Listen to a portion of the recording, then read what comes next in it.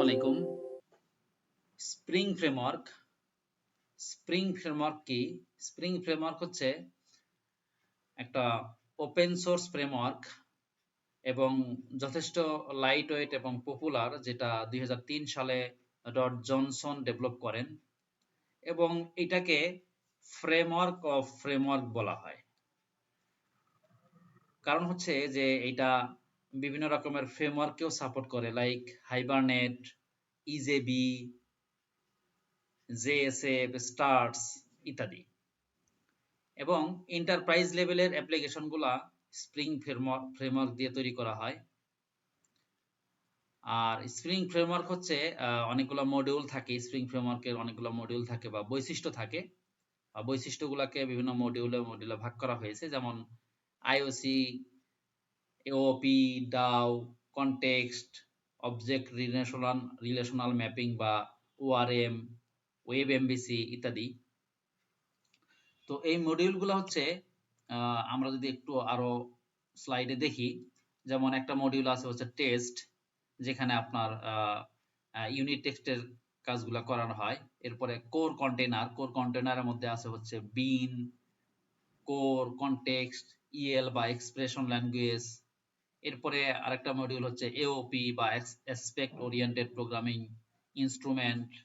তারপরে data access বা ইন্টিগ্রেশনের মধ্যে আছে হচ্ছে জেডিবিসি, অবজেক্ট রিলেশনাল ম্যাপিং বা তারপরে ওএক্সএম, জেএমএস, ট্রানজ্যাকশন। এগুলো হচ্ছে ডাটা অ্যাক্সেস বা ডাটা ইন্টিগ্রেশনের মধ্যে আছে।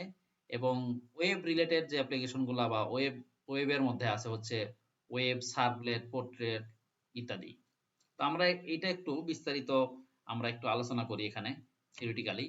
যেমন টেস্টের যে মডিউলটা আছে, এই মডিউল হচ্ছে JUnit এবং টেস্ট এন্ড জি, অর্থাৎ ইউনিট টেস্টের কাজগুলো এই মডিউলে করা হয়।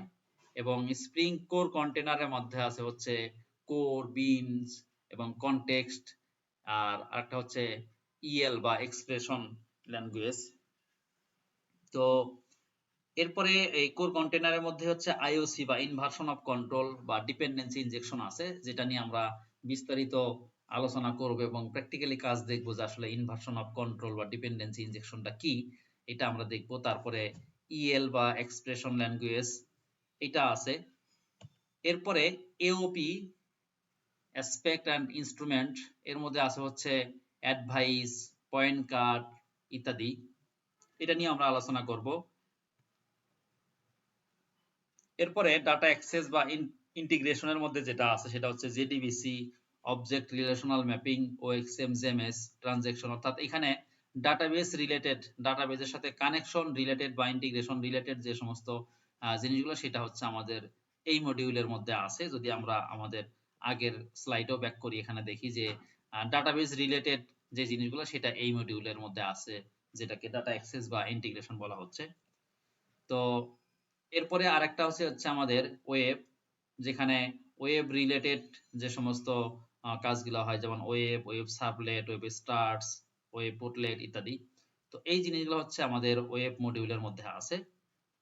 তো স্প্রিং ফ্রেমওয়ার্ক হচ্ছে যথেষ্ট লাইট ওয়েট এবং হচ্ছে যে অনেকটা যথেষ্ট সিকিউর, এবং এটা হচ্ছে এন্টারপ্রাইজ লেভেলের অ্যাপ্লিকেশনগুলো আমরা স্প্রিং ফ্রেমওয়ার্ক দিয়ে করি। যদিও এখন স্প্রিং বুট আসছে, বাট স্প্রিং বুটটাও বেসড অন স্প্রিং ফ্রেমওয়ার্ক, যার কারণে আমরা আসলে স্প্রিং ফ্রেমওয়ার্কটাও একটু জানবো। এবং আমার আরেকটা প্লেলিস্ট থাকবে যেখানে স্প্রিং বুট থাকবে এবং স্প্রিং বুটের সাথে কিভাবে অ্যাঙ্গুলারে আমরা কাজ করতে পারি সেটাও আমার একটা প্লেলিস্ট থাকবে।